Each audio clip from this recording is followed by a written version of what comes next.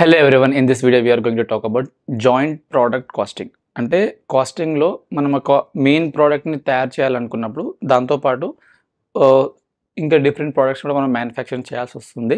So అలా manufacturing చేసినప్పుడు వాటి క్వాంటిటీ కూడా సబ్స్టాన్షియేట్గా ఉన్నప్పుడు మనం దాన్ని కాస్ట్ అలొకేషన్స్ ఎలా చేస్తాము, దాన్ని మనం ఫర్దర్ ప్రాసెస్ చేయొచ్చా లేకుంటే స్ప్లిట్ ఆఫ్ పాయింట్ దగ్గరనే మనం దాన్ని అమ్మేయొచ్చా, ఇలాంటి క్వశ్చన్స్ ఎగ్జామ్లో అడుగుతుంటారు. 4 to 6 మార్క్స్ మధ్యలో వస్తుంటాయి. బట్ కాన్సెప్చువల్గా అర్థం చేసుకోండి. ఏంటంటే ఒక మెయిన్ ప్రోడక్ట్ని తయారు చేసేటప్పుడు ఏదైనా ఒక చిన్న స్క్రాప్ లాగా వచ్చేస్తే మనం దాన్ని బై ప్రోడక్ట్ అంటాం. అలా కాకుండా మనము ఒక ప్రొడక్షన్ చేస్తున్నాము కానీ అందులో 4 డిఫరెంట్ టైప్స్ ఆఫ్ మనకు అవుట్పుట్స్ వచ్చేస్తున్నాయి అన్నప్పుడు దాన్ని మనము బై ప్రొడక్ట్స్ అనుకుంటాం. ఓకే, సో ఇక్కడ ఒక క్వశ్చన్ నేను ఎగ్జాంపుల్లో తీసుకున్నాను. ఆ క్వశ్చన్ని ఎక్స్ప్లెయిన్ చేస్తూనే ఆ కాన్సెప్ట్ ఎక్స్ప్లెయిన్ చేస్తాను. సో బుక్లో ఒక దగ్గర 10-15 క్వశ్చన్స్ ఉన్నాయి. అన్ని క్వశ్చన్స్కి రీజనింగ్ సేమ్గా ఉంటుంది. అండర్స్టాండ్ చేసుకోండి. ఈ ఒక్క క్వశ్చన్ని కావచ్చు కానీ దాన్ని ఏ విధంగా మనం దాన్ని సాల్వ్ చేస్తున్నాం, ఎందుకు అలా సాల్వ్ చేస్తున్నాం అనేది కరెక్ట్గా అర్థం చేసుకుంటే మిగతా క్వశ్చన్స్ మీకు ఎగ్జామ్లో మీ బుక్లో డిఫరెంట్ నంబర్ ఉండొచ్చు, డిఫరెంట్ పేర్లు ఉండొచ్చు, బట్ కాన్సెప్ట్ సేమ్ ఉంటుంది. సో ఒకసారి క్వశ్చన్ చదువుతాను, మీరు అర్థం చేసుకోండి. ఒక మ్యానుఫ్యాక్చరింగ్ కంపెనీలో వాళ్ళు ఒక ప్రాసెస్ వరకు, అంటే ఎగ్జాంపుల్ ఇక్కడ స్టార్ట్ చేశారనుకుందాం. స్టార్ట్ చేసిన తర్వాత ఇక్కడ స్ప్లిట్ ఆఫ్ అవుతుంది. అంటే ఇక్కడ నుంచి ఇక్కడ వరకు కామన్గా ప్రొడక్షన్ జరుగుతుంది. అంటే ప్రాసెస్ కామన్గా ఉంటుంది. ఇక్కడ ఏ ప్రోడక్ట్కి కూడా డిఫరెన్షియేట్ లేదు. మొత్తం కాస్ట్ అందరికీ సేమ్గా ఇంకర్ అవుతున్నాం. అంటే అన్ని ప్రోడక్ట్స్కి సేమ్గా ఇంకర్ అవుతున్నాం. ఒక పాయింట్ దగ్గర స్ప్లిట్ ఆఫ్ పాయింట్ అని వచ్చేస్తుంది. ఆ స్ప్లిట్ ఆఫ్ పాయింట్ తర్వాత ఇక్కడ ABCD అనే ఒక 4 ప్రోడక్ట్స్ని స్ప్లిట్ అయిపోతున్నాయి. అంటే 4 ప్రోడక్ట్స్ రెడీ అవుతున్నాయి. అంటే అది మొత్తానికి రెడీ కూడా అవ్వట్లేదు. అంటే మార్కెట్లో అమ్మగలిగే అంటే ఫైనల్ ప్రోడక్ట్గా అయితే అది రెడీగా లేదు, జస్ట్ స్ప్లిట్ అయిపోయాయి. దీని తర్వాత దీన్ని మనము ఇంకా ఫర్దర్ ప్రాసెస్ చేస్తాము, దీన్ని ఇంకా ఫర్దర్ ప్రాసెస్ చేస్తాం, దీన్ని ఇంకా ఫర్దర్ ప్రాసెస్ చేస్తాం, దీన్ని ఇంకా ఫర్దర్ ప్రాసెస్ చేస్తాం. So this is your further processing. Okay, so ఇలా ఫర్దర్ ప్రాసెస్ చేసిన తర్వాత ఇక్కడ మనకి ఇక్కడ ఫినిష్డ్ ప్రోడక్ట్ వచ్చేస్తుంది. ఇక్కడ పాయింట్ ఏంటి అంటే మనము మ్యానుఫ్యాక్చరింగ్ చేస్తున్న ప్రోడక్ట్ ఇక్కడ స్ప్లిట్ ఆఫ్ అయిపోతుంది కదా. స్ప్లిట్ ఆఫ్ అవ్వగానే కావాలి అనుకుంటే మనం వెంటనే అమ్మేసుకోవచ్చు. అంటే that is called intermediary product. ఒక ప్రోడక్ట్ని ఇంకా 100% కంప్లీట్ అవ్వకన్నా ముందే మనం అమ్మేస్తున్నాం. ఇప్పుడు ఎగ్జాంపుల్ చెప్తాను. మనది ఒక ఫుట్వేర్ ఇండస్ట్రీ అనుకుందాం. ఫుట్వేర్ని మనం మ్యానుఫ్యాక్చరింగ్ చేస్తున్నాం అనుకుందాం. ఫుట్వేర్ని మనం మ్యానుఫ్యాక్చరింగ్ చేసేటప్పుడు మనకు జస్ట్ సోల్స్ వస్తాయి. అంటే జస్ట్ ఇట్లా ప్రింట్ ఒక మెషిన్ ఇట్లా పెట్టగానే జస్ట్ కింద సోలే వచ్చేస్తుంది. ఓకే, అది స్ప్లిట్ ఆఫ్ పాయింట్ దగ్గర. కావాలి అనుకుంటే మనం దాన్ని ఫర్దర్ ప్రాసెస్ చేసి దాన్ని ఒక ప్రాపర్ షూగా చేసి అమ్మొచ్చు. లేదనుకుంటే ఓన్లీ కింద సోల్ మాత్రమే, కింద ఒక ఆ పార్ట్ మాత్రమే ఇంకా మన కాంపిటీటర్స్ కావచ్చు, లేకుంటే మన దగ్గర నుంచి కొనుక్కొని ముందుకు వెళ్ళిపోవాలనుకున్న వాళ్ళ కావచ్చు, వాళ్ళకి మనం దీన్ని ఒక ఇంటర్మీడియట్ ప్రోడక్ట్గా మనం ఇచ్చేయచ్చు. వాళ్ళు దాన్ని ఒక పార్ట్గా తీసుకొని దాన్ని వాళ్ళు ఫర్దర్ ప్రాసెస్ వాళ్ళు అమ్ముకుంటారు. అలాంటి ఇండస్ట్రీస్ కూడా వచ్చేస్తాయి. సో ఇప్పుడు ఈ క్వశ్చన్ని మనం ఫిక్స్ అయిపోతే మనం ఇక్కడ ప్రొడక్షన్ని స్టార్ట్ చేస్తాము. ప్రొడక్షన్ స్టార్ట్ చేసి ఇక్కడ వరకు కామన్గా మనం ప్రొడక్షన్ స్టార్ట్ చేస్తాము. అంటే that is called common production or common cost అనుకోవచ్చు. ఇక్కడ కామన్ కాస్ట్ ఇక్కడ వరకు మనం ఇంకర్ అయిపోయిన తర్వాత ఒక స్టేజ్ వచ్చేస్తుంది. ఆ స్టేజ్లో ప్రోడక్ట్స్ స్ప్లిట్ అయిపోతున్నాయి. ABCD కావాలనుకుంటే ABCDని మనం అదే పాయింట్లో అమ్మేయచ్చు. That is called intermediary product.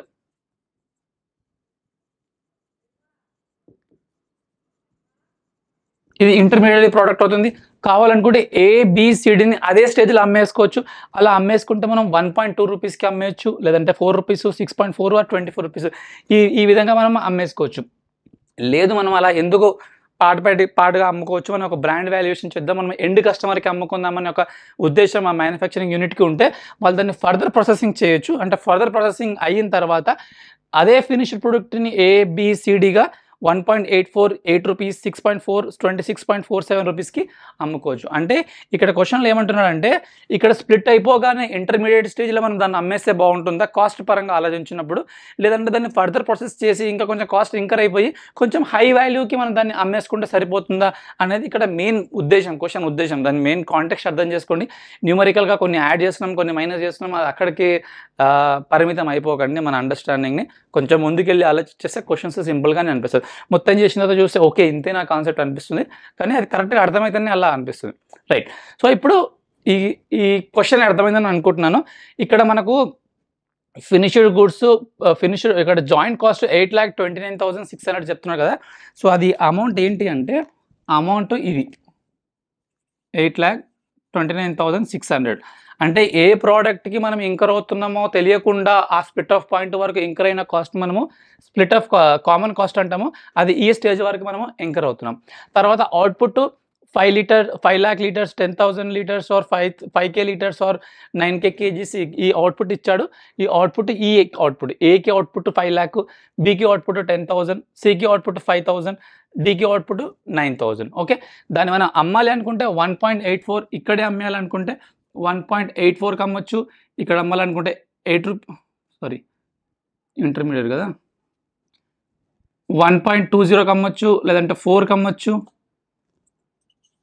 6.4కి అమ్మొచ్చు, 24కి అమ్మొచ్చు. సో ఇంటర్మీడియట్ స్టేజ్లో అమ్ముకుంటే ఈ రేట్కి అమ్మొచ్చు. లేదు మనం ఫర్దర్ ప్రాసెస్ చేయాలి అని అనుకుంటే ఈ ఏకి 2.4 lakh ఇంకర్ అవుతాము, బికి 48 lakh ఇంకర్ అవుతాం, 48K ఇంకర్ అవుతాం, దీనికి ఏమి ఇంకర్ అవ్వము, దీనికి 8030 ఇంకర్ అవుతాం. అంటే ఈ ఫర్దర్ ప్రాసెస్ ఇంకర్ అయిన తర్వాత ఫినిష్డ్ గూడ్స్ ఇక్కడ అమౌంట్ ఇచ్చారు కదా 1.84, 8, 6.4, 26.67. ఓకే, ఇప్పుడు క్వశ్చన్ని కరెక్ట్గా కాంటెక్స్చువలైజ్ చేసుకోండి. వీడు ఇంటర్మీడియట్ స్టేజ్లో అమ్మేస్తే 1.2కి అమ్మేసుకోవచ్చు, లేదు అనుకుంటే 2.4 lakh ఇంకర్ అయిపోయిన తర్వాత, అంటే ఇప్పుడు ఈ 2.4 lakh ఏదైతే కాస్ట్ ఉంటుందో ఆ కాస్ట్ ఎక్స్క్లూజివ్లీ ఫర్ ఏ ప్రోడక్ట్కి, అంటే ఇక్కడ కామన్ కాస్ట్ అన్నప్పుడు ఏమన్నాము ఆ 4 ప్రోడక్ట్స్కి కలిసి ఇంకర్ అవుతున్న కాస్ట్ అంటున్నాము, కానీ ఇక్కడ ఈ 2.4 lakhs ఏమంటున్నాము ఎక్స్క్లూజివ్లీ ప్రోడక్ట్ ఏకి మాత్రమే ఇంకర్ అవుతున్న కాస్ట్. అంటే మనం ఇదే ఇంటర్మీడియట్ స్టేజ్లో అమ్మేస్తే 1.2 రూపీస్కి అమ్మేసే వాళ్ళము, 1.2 రూపీస్కి అమ్మేసే వాళ్ళము. ఇప్పుడు మనం దీన్ని ఫర్దర్ ప్రాసెస్ 2.4 lakhs ఇంకర్ అయిపోయిన తర్వాత 1.84 రూపీస్కి అమ్మగలుగుతున్నాము. ఇక్కడ కూడా అంతే, 4 రూపీస్ని 48,000 రూపీస్ ఇంకర్ అవ్వడం వల్ల 8 రూపీస్కి అమ్మగలుగుతున్నాం. ఇక్కడ 6.40కి ఏం ఫర్దర్ ప్రాసెస్ పెట్టకపోయినా పర్లేదు, ఇక్కడ 6.4కే అమ్ముతున్నాం. అంటే దీనిలో ఫర్దర్ ప్రాసెసింగ్ ఏం లేదు, సేమ్ రేటే ఉంటుంది. ఓకే, అది ఫర్దర్ ప్రాసెస్ చేసినా చేయకపోయినా ఒకటేలాగా ఉంది. ఇక్కడ 24 రూపీస్ది 8030 ఇంకర్ అవ్వడం వల్ల 26.67 రూపీస్కి ఇంకర్ అవుతున్నాం. ఓకే, ఈ క్వశ్చన్ని మాత్రమే నేను ఇక్కడ జస్ట్ ఒక డయాగ్రమెటికల్గా చెప్పాను. అలా చెప్పడం వల్ల క్వశ్చన్లో రియల్ మీనింగ్ ఏంటో మనకు అర్థమవుతుంది, ఏం చేస్తున్నా కూడా అర్థమవుతుంది. ఇప్పుడు now come to the point, come to the main question.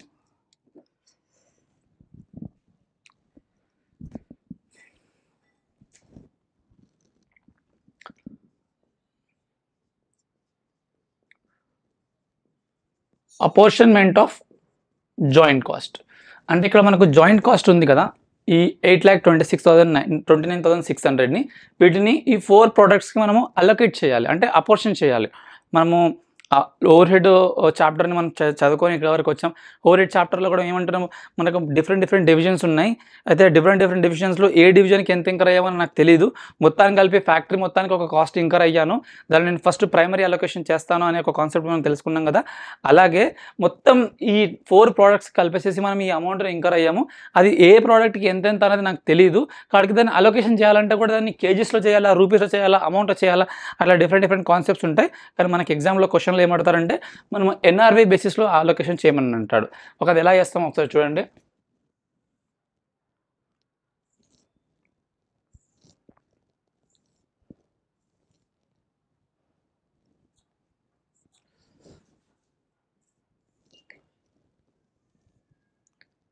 ABCD. Okay, so అపోర్షన్మెంట్ ఎలా చేస్తామో చూద్దాం. జాయింట్ కాస్ట్ మనం ఎంత ఇంకర్ అయ్యాము 8,29,600. సో ఏ బేసిస్లో చేయాలి అంటే మనకి ఇక్కడ బేసిస్ ఏం లేదు. సో బేసిస్ కోసం ఒక చిన్న వర్కింగ్ నోట్ని ప్రిపేర్ చేస్తాము, అది ఎలాగో చూద్దాం. దాన్ని మనం ఎన్ఆర్వి ఫైండ్ అవుట్ చేస్తాం.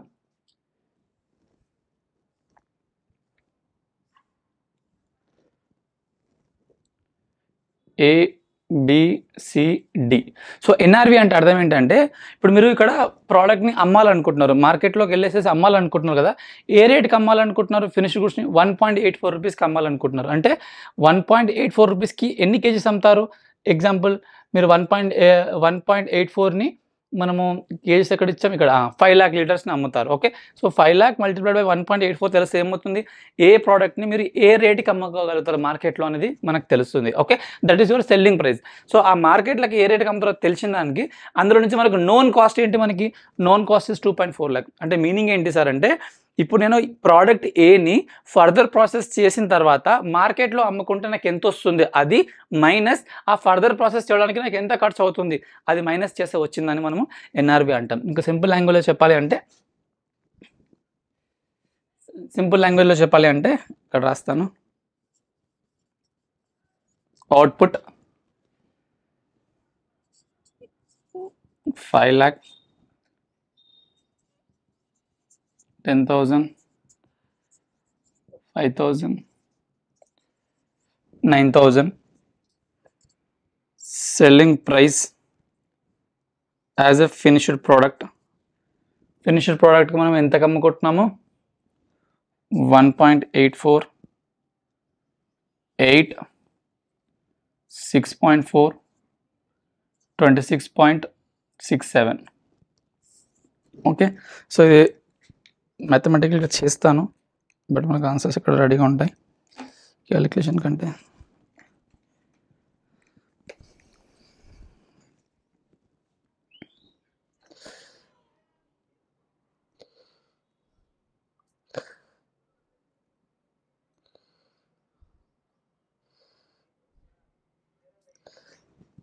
సో మెయిన్ సేల్స్ వచ్చేసి 1.84 multiplied by 5,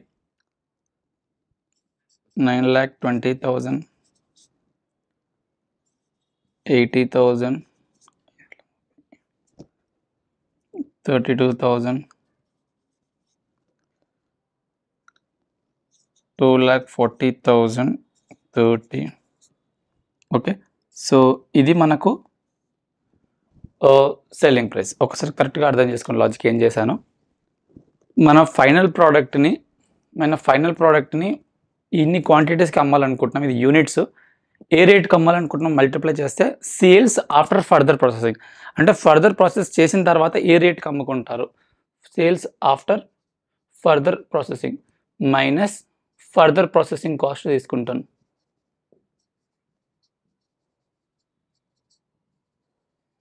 further processing cost ఇక్కడ ఏమొచ్చింది, మనం ఇక్కడ రాస్తాం కదా 2.4 lakh,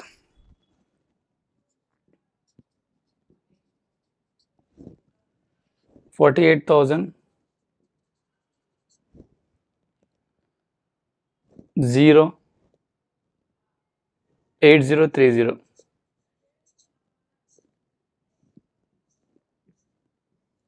ఇక్కడ మనకు ఎన్ఆర్వి వస్తుంది. అంటే ఫైనల్గా ఏ రేటుకి అమ్ముకుంటావో ఆ రేటుకి సెల్ చేస్తే ఎంత వచ్చేది మైనస్ ఆ ఫర్దర్ ప్రాసెస్ చేయడానికి మీకు ఎంత కాస్ట్ పడుతుంది అది మైనస్ చేస్తే మనకు ఇక్కడ నెట్ రియలైజబుల్ వాల్యూ వస్తుంది 6,80,000,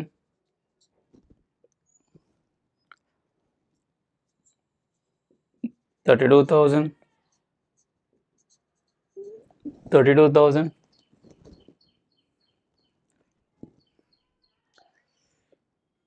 2,32,000.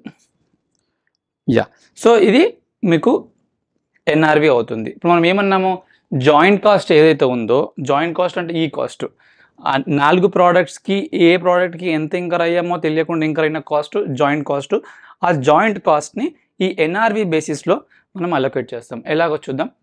8,29,600, అందులో 6,80,000 ఫస్ట్ వాడిది, 6,80,000 డివైడెడ్ బై టోటల్ చేస్తే 9,76,000 అవుతుంది. 9,76,000 అవుతుంది. 9,76,000. ఓకే, సో అలాగే బి వాడికి 8,29,600 మల్టిప్లైడ్ బై 32,000, అంటే దాన్ని ఆ బేసిస్లో అపోర్షన్ చేస్తున్నాం, డివైడెడ్ బై 9,76,000. అలాగే సి వాడికి సేమ్ 32,000 డివైడెడ్ బై 9,72,000, డి వాడికి 2,32,000 డివైడెడ్ బై 9,76,000. అలా చేస్తే మనం జాయింట్ కాస్ట్ని ఎలా అపోర్షన్ చేస్తామంటే 5,78,000 27,200 మల్టిప్లికేషన్ క్యాలిక్యులేటర్ చేయొచ్చు. దీనిపైన ఫోకస్ చేయకండి. ఫోకస్ చేయాల్సిన ఎందుకు అలా చేస్తున్నామో అలాగే ఎందుకు చేస్తున్నామో కాన్సెప్ట్ పైన ఫోకస్ చేయండి. ఓకే, సో ఇప్పుడు మనకి ఏం తెలిసింది? మనకు తెలిసింది ఏంటి అంటే ఈ 8,29,600 ఏదైతే ఇంకర్ అవుతున్నామో అది ఇంకర్ అయింది కామన్గా అన్నిటి కలిపి ఇంకర్ అయ్యాము. కానీ ఒక బేసిస్లో నేను అపోర్షన్ చేయాలనుకుంటే ఈ 4 ప్రోడక్ట్స్కి నేను అపోర్షన్ చేయగలిగాను. ఇప్పుడు నాకు కావాల్సింది ఏంటి అంటే ఇప్పుడు నా ప్రాఫిట్ ఏమొస్తుంది? ఫర్దర్ ప్రాసెసింగ్ కాస్ట్ మనం తీసేసాం. అల్టిమేట్గా ప్రోడక్ట్ ఏ రేటుకి అమ్ముకుంటామో అది మల్టిప్లై చేస్తాము. ఫర్దర్ ప్రాసెసింగ్ కాస్ట్ అంటే ఈ పార్ట్ ఉంది కదా, ఈ పార్ట్ ఫర్దర్ ప్రాసెసింగ్ కాస్ట్ని అది మైనస్ చేసాము. ఇప్పుడు స్ప్లిట్ ఆఫ్ కాస్ట్ని కూడా మైనస్ చేద్దాం, అంటే మైనస్ జాయింట్ కాస్ట్.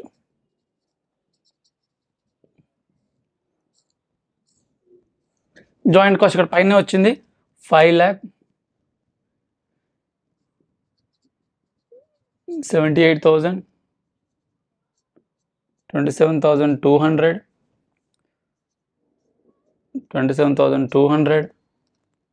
1,97,200, ఇది మన జాయింట్ కాస్ట్. సో ఇప్పుడు మనకి ఏమొస్తుంది? ప్రాఫిట్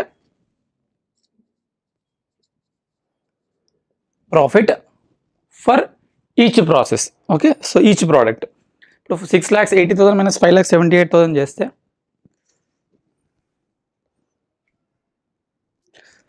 22,000 ప్రోడక్ట్ ఏకి, 12,800 బికి, 4,800 సికి, 18,800 డికి. అంటే మీనింగ్ ఏంటి? మీరు ఫర్దర్ ప్రాసెస్ చేస్తే ఒక్కొక్క ప్రోడక్ట్కి ఇంత ప్రాఫిట్ రాబోతుంది. అయితే ఒక క్వశ్చన్ ఏమొస్తుందంటే ఫర్దర్ ప్రాసెస్ నేను ఎందుకు చేయాలి? ఫర్దర్ ప్రాసెస్ చేయను, స్ప్లిట్ ఆఫ్ పాయింట్ దగ్గరనే 4 ప్రోడక్ట్స్ అమ్మేసుకుంటా, అప్పుడు నా ప్రాఫిట్ ఏంటి అని అంటారు. సో అలాంటి డౌట్ ఎవరికైనా వస్తే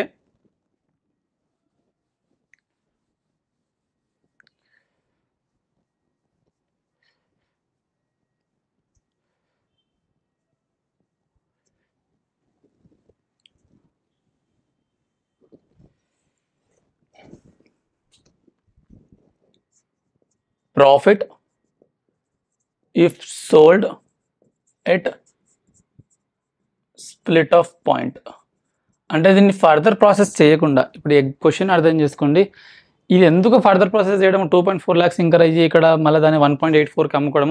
సపోజ్ ఇక్కడే అమ్మేస్తే మనకు ఫర్దర్ ప్రాసెసింగ్ కాస్ట్ కూడా అయిపోతుంది కదా, మిగిలిపోతుంది కదా అని అనుకుంటే, సరే అదే పరిస్థితి అయితే నీకు ప్రాఫిట్ ఎంత వస్తుందో చూద్దాం. ఓకే, సో అలా చేస్తే sales at split of point దగ్గర సేల్స్ ఎంత ఉంది? మనము అవుట్పుట్ అయితే సేమే ఉంటుంది, అవుట్పుట్లో ఏం తేడా లేదు, క్వశ్చన్లో ఏం చెప్పలేదు కాబట్టి. సో అవుట్పుట్ అక్కడ ఏం రాయట్లేదు, సేమ్ అవుట్పుట్ ఉంటుంది. కానీ నువ్వు అమ్మేది ఏ రేట్కి అమ్ముకుంటావు? 1.2కి అమ్ముతావు, 4 rupees, 6.4 rupees and 24 rupees. So sales value నీకు ఎంత వస్తుంది? 1.2 multiplied by 5 lakhs,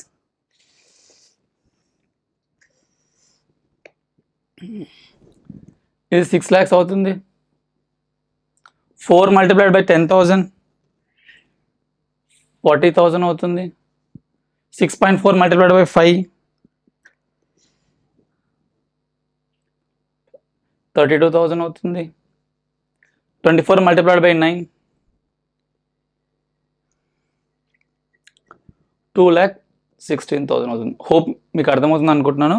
further process చేయకుండా స్ప్లిట్ ఆఫ్ పాయింట్ దగ్గరని అదే రేటుకి అమ్ముకుంటే మీకు సేమ్ నెంబర్ ఆఫ్ యూనిట్స్ ఉంటాయి కాబట్టి same number of units multiplied by ఆ పాయింట్ ఆఫ్ టైంలో మీకు ఎంత సెల్లింగ్ ప్రైస్ వస్తుంది, మార్కెట్లో ఇంటర్మీడియట్గా కొనడానికి ఎంత రేటు పలుకుతుంది అంటే 1.24 6.4 24. అలా చేస్తే sales at split of point అంటే ఓన్లీ స్ప్లిట్ ఆఫ్ పాయింట్ దగ్గర అమ్మితే మనకి ఎంత సేల్స్ వస్తాయి. మైనస్ ఇప్పుడు ఫర్దర్ ప్రాసెసింగ్ కాస్ట్ ఉంటుందా అంటే ఉండదు, ఎందుకంటే మనం ఫర్దర్ ప్రాసెసింగ్ చేయట్లేదు, ఇక్కడే అమ్మేస్తున్నాం కాబట్టి ఫర్దర్ ప్రాసెసింగ్ లేదు. కానీ జాయింట్ కాస్ట్ అయితే ఉంటుంది కదా. సో జాయింట్ కాస్ట్ మనం ఇందాకే ఫైండ్ అవుట్ చేస్తాం, ఇందాక రబ్ చేశాను సేమ్ అమౌంట్. ఇక్కడ జాయింట్ కాస్ట్ 5,78,000, 27,200, 1,97,200. సో ఇది జాయింట్ కాస్ట్ అవుతుంది. సో మనకు ప్రాఫిట్ ఎక్కడ ఎంత వస్తుంది అంటే 22,000 12,800, 4,800, 18,800. సో మనం ఫర్దర్ ప్రాసెస్ చేయకుండా స్ప్లిట్ ఆఫ్ పాయింట్ దగ్గర అమ్మితే మనకు మొత్తం టోటల్ ప్రాఫిట్ ఎంత వస్తుంది అంటే టోటల్ ప్రాఫిట్ మనకి 58,400 వస్తుంది. అదే ఇక్కడ అంటే ఇవన్నీ టోటల్ చేస్తే, అదే మనము ఫర్దర్ ప్రాసెస్ చేసి టోటల్ చేస్తే 1,48,400 వస్తుంది. సో ఏది బెటర్ అంటే ఇది బెటర్ అని చెప్పొచ్చు, కానీ ఆన్సర్ ఎగ్జామ్లో అలా రాయకూడదు. ఎందుకంటే మనము ఇండివిజువల్ ప్రోడక్ట్స్గా మనం ఫర్దర్ ప్రాసెస్ చేసుకోవచ్చు కాబట్టి మనము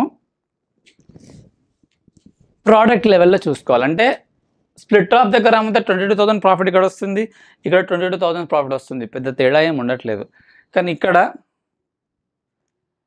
అమౌంట్లు తప్పు రాసానా, వెయిట్,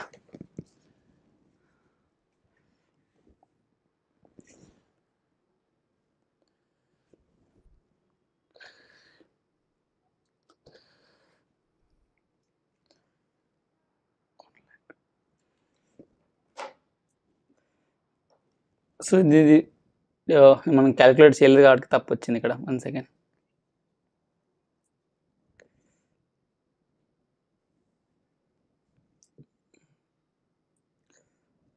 కాన్సెప్ట్ సేమ్, అమౌంట్ తప్పు రాసాం.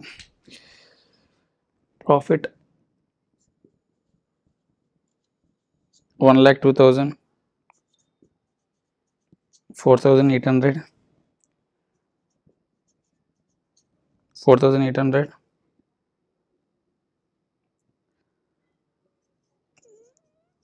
34,800, 146,400. Okay, so